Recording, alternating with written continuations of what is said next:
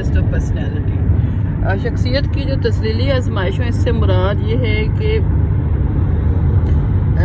वो आजमाइशें या वो टेस्ट हैं जो कि एक शख्स की शऊरी और लाशऊरी सतह पर जो भी उसका मवाद है उसको जो है मैयर करना है, यानी कि इंसान की शऊरी और लाशऊरी सतह पर वो कैसे सोचता है। और ये आजमाइशों का जो सिलसिला है, ये इसमें आप मुख्तसर जवाब नहीं दे सकते, बल्कि फ़र्द की जो है वो उसको एक टेस्ट दिया जाता है, एक म्यारी और टेस्ट दिया जाता है जो कि मुनफरिद भी होता है। मसलन अगर आप किसी को कोई इनकम्प्लीट सेंटेंस दे देते हैं या कोई स्याही के धब्बे दे देते हैं या इनक्लूड टेस्ट दे देते हैं जो कि बिल्कुल क्लियर नहीं होता, जो गैर वाज़ेह होता है और मुबहम होता है। मुबहम से मुराद है जो कि आपको क्लियर नहीं होता। सो इन टेस्टों पर दिए गए जवाबात सही या गलत नहीं होते, बल्कि मामूल जो है उसको अपनी मर्जी से एक सेंटेंस में भी जवाब दे सकता है और जो है उसके ज़हन में उसको आज़ादी होती है कि वो जिस तरह से भी चाहे इसके अपने बारे में कंप्लीट एक 2-4 सेंटेंसेस में या जितनी भी डिटेल वो प्रोवाइड करना चाहता है वो प्रोवाइड कर दे। ठीक है, तो मारूजी टेस्टों के बरक्स है ये बिल्कुल अनस्ट्रक्चर्ड है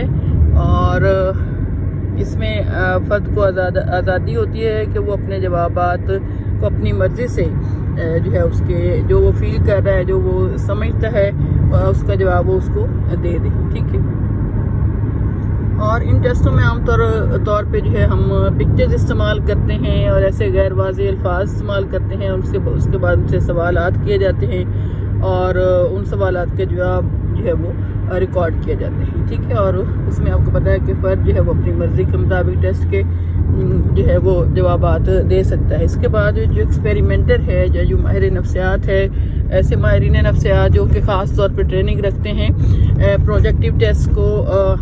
की डिटेल्स और उसकी अंडरस्टैंडिंग की और उनका वसी तजर्बा जो है उसकी बिना पर उनका फील्ड और एक्सपर्टीज़ उसमें होता है, तो वही इसकी जो फ़र्द का जो दिए गए जवाबात है उसको इंटरप्रेट कर सकता है, उसकी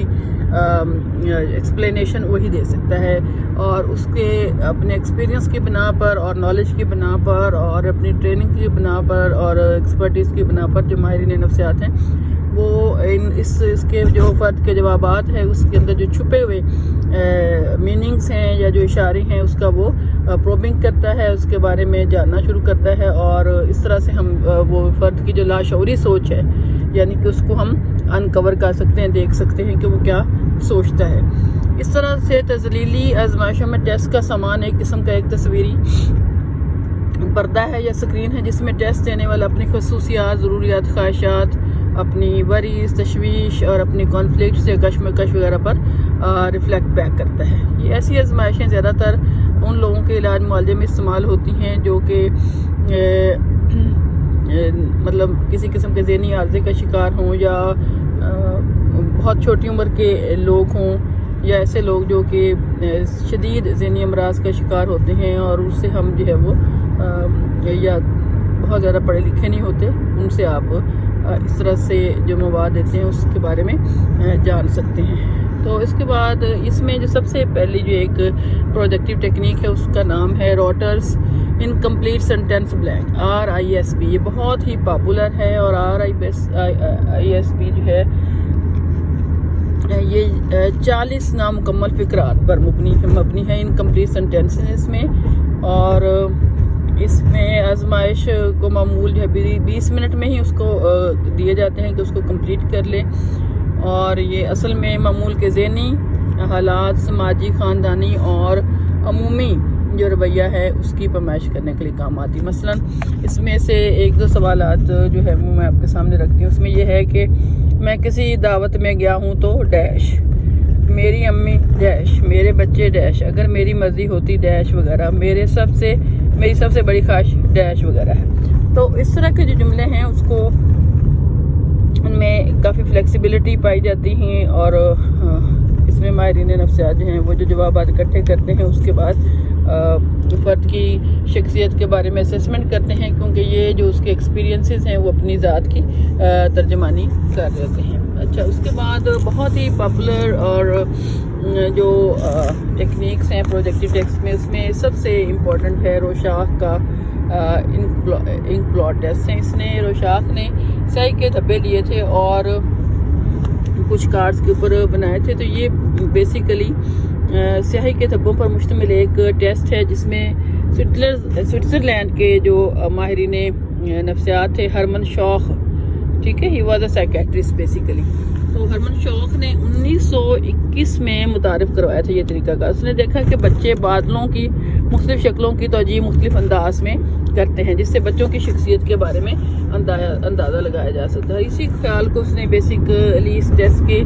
لیے بنیاد بنایا اور اس نے سیاہی کے دھبے جو ہیں وہ کچھ خود بنائے, اس کے نمونے بنائے جن میں مختلف شکلیں تھیں, اور بہت تحقیق کے بعد جو ہے اس نے تجربوں کے بعد روشاق نے 10 معیاری دھبے جو ہے وہ اس کا انتخاب کیا. ان میں سے کچھ جو ہے وہ سیاہ اور سفید ہیں اور کچھ رنگین ہیں. ان دھبوں کو کارڈز پر بنایا گیا ہے اور شخصیت کی پیمائش کے لیے استعمال کیا جاتا ہے. روشاق نے ان جوابات کی وضاحت کے لیے بہت تفصیلی طریقہ کار پیش کیا ہے اور فرد سے ہر کارڈ کے بارے میں باری باری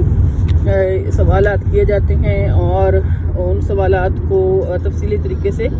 لکھا جاتا ہے اور اس کے بعد ان جوابات کو نوٹ کرنے کے بعد ریکارڈ کرنے کا دوبارہ اس کی وضاحت پوچھی جاتی ہے کہ کسی حصے کو فرد نے کیا دیکھا ہے. اس کے بعد اس نے جو اس میں ڈیٹیلز ہیں اس کے ڈیٹیلز کے لحاظ سے کیا دیکھا, اس میں کون سی ڈائمینشنس ہیں وہ دیکھی, اور فرد جو ہے وہ اپنی اصل میں خواہشات, محرکات اور جو اندرونی طور پہ وہ کبھی بھی کسی کے سامنے اپنی باتیں نہیں رکھتا. تو ان خیالات سے, علامات سے جو ماہرین نفسیات ہیں وہ انٹرپریٹ کرتے ہیں کہ فرد کی شخصیت میں کیا مسائل ہیں اور وہ کس قسم کی شخصیت کا مالک ہے یا اس کے ذہن میں کون سی الجھنیں ہیں اور کس طرح سے اس کی پرسنالٹی کی فارمیشن ہوئی ہے. تو میں ہمیں آج کے لیے اتنا ہی کافی ہے کیونکہ بہت ٹیکنیکل چیزیں ہیں, تو اس کو آپ پڑھیں اور انشاءاللہ کل جو ہے میں آپ کو ہیلم ہولٹز کی جو انک بلاٹ ٹیکنیکس ہے, یا چلے میں اس کو ابھی ہی آپ کے سامنے اس کو ہم کر لیتے ہیں, یا TAT اور انک بلاٹ جو ہرمن ہولٹز کی انشاءاللہ میں آپ کو کل اس کے بارے میں ڈیٹیل بتاؤں گی. تو اسٹوڈنٹس آپ اس کو پڑھیں اور اس کے بارے میں جو ہے وہ یاد کریں, اور مجھے پلیز آپ کا جو کل کی میں نے آپ کو دی ہے اسائنمنٹ وہ آپ نے مجھے سینڈ نہیں کی ہے. میں نے آپ کو بتایا تھا کہ ایک بریف جو ہے جتنی بھی آبجیکٹیو ٹیسٹ ہیں پرسنالٹی کی میجرمنٹ کے لیے آزمائشیں ہیں اس کے بارے میں جو ایک بریف بنا کے جو ہے وہ آپ بھیجیں اس کے اسکرین شاٹس. ادروائز پھر میں آپ کی اب حاضری نہیں لگاؤں گی کیونکہ جو بھی آپ کلاس کا ٹائم آپ کو دیا جاتا ہے یا ہوم ورک ملتا ہے وہ آپ نہ تو اگلے دن جمع کراتی ہیں نہ ہی جو آپ اسی دن جو ہے وہ سیم ڈے پہ سبمٹ کراتے ہیں. تو this is not a perfect way of doing your homework or your classwork, and it matters a lot to me as well because this is a two-way process of learning and you must have to comply with that, otherwise I'm not going to give you any provision to attend the class, or it's completely useless while you are not taking interest or you are not actively participating into the classwork and the homework and totally like ignoring whatever instructions have been given to you. You are not following that, and this is a very disrespectful way of